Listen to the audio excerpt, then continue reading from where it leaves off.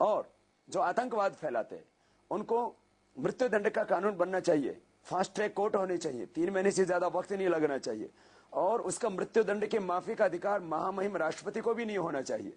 ऐसा कानून बनेगा तो ये पूरा जो कानून है उसको संशोधित करना पड़ेगा, तो ये भ्रष्टाचार खत्म होगा। नहीं तो भ्रष्टाचार का के लिए जब तक डर नहीं होगा तब तक खत्म नहीं होगा। नित्यानंद स्वामी ने जो किया है उसके बारे में आप क्या कहेंगे? उस पर कुछ ना कहना ही अच्छा है, क्योंकि ये भगवे कपड़े में तो रावण भी माता सीता का हरण करके लेके गया था। इसलिए मात्र भगवा पहनने से कोई बाबा जी नहीं हो जाता, सन्यासी नहीं हो जाता है। साधु की पहचान 1% वस्त्र से और 99% उसके चरित्र से होती है। नित्यानंद स्वामी को क्या सजा मिलना चाहिए? अपराधी को अपराधी जैसी सजा मिलनी चाहिए। अपराधी अपराधी होता है, भ्रष्टाचारी भ्रष्टाचारी होता है, बलात्कारी बलात्कारी होता है। न वो हिंदू होता है, न वो साधु होता है, न सन्यासी होता है, न मुसलमान होता है, न वो कोई मौलाना होता है, न मौलवी होता है। ये अपराधी अपराधी होते हैं और उनको अपराधियों जैसी सजा मिलनी चाहिए। कुछ बाबाओं के हरकतों से वजह से सब बाबा बदनाम हो रहा है, आप क्या कहेंगे? नहीं, कुछ अपराधियों की वजह से, कुछ चरित्रहीन लोगों की वजह से सब बाबा बदनाम नहीं हो रहे। जो गलत कर रहे हैं वही बदनाम हो रहे हैं। ये अच्छी बात नहीं है, ये गलत परंपरा है, ऐसा नहीं होना चाहिए। लेकिन मैं एक दूसरी बात कहता हूं, आज इस देश के करोड़ों लोगों का यदि मुझ में विश्वास है तो कोई दूसरा अपराध करता है उसका मुझ पर असर नहीं आएगा। लेकिन हाँ, एक बात मैं जरूर मानता हूं, जो स्थापित लोग हैं, जिनके करोड़ों लोगों के भीतर जिनका विश्वास है, उनके ऊपर ये असर न के बराबर आता है।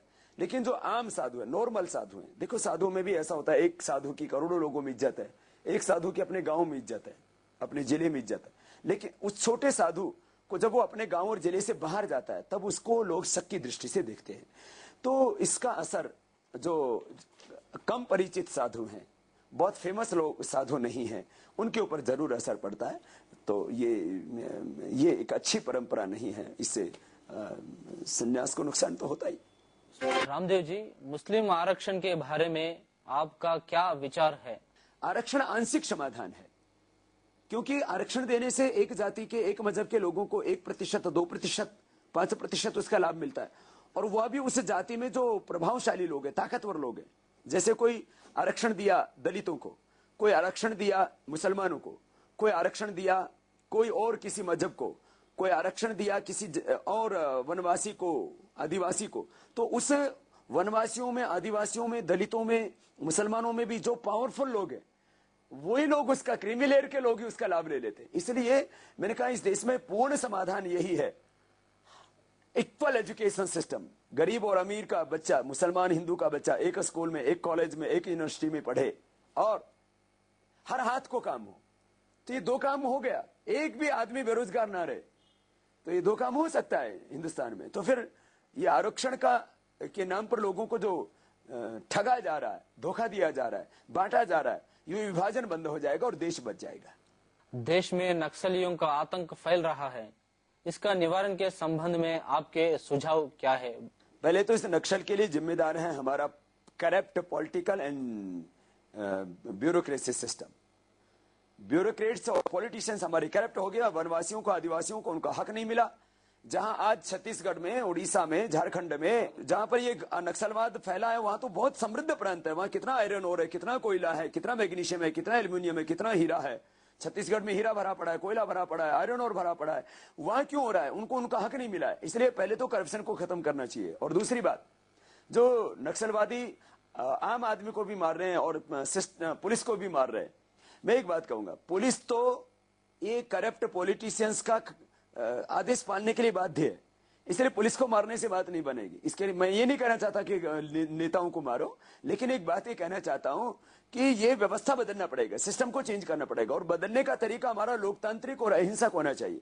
इसलिए मैं कहता हूं कि जितने भी हमारे नक्सलवादी हैं, ये हिंसा छोड़ करके एक अहिंसक और संवैधानिक राजनीति में आए, व्यवस्था परिवर्तन जैसे हम कर रहे हैं। आप इन्वाइट कर रहे हैं नक्सलों का राजनीति में आने? हाँ, मैं इन्वाइट कर रहा हूं, लेकिन बस वो इन्विटेशन विदाउट हथियार, विदाउट वेपन्स।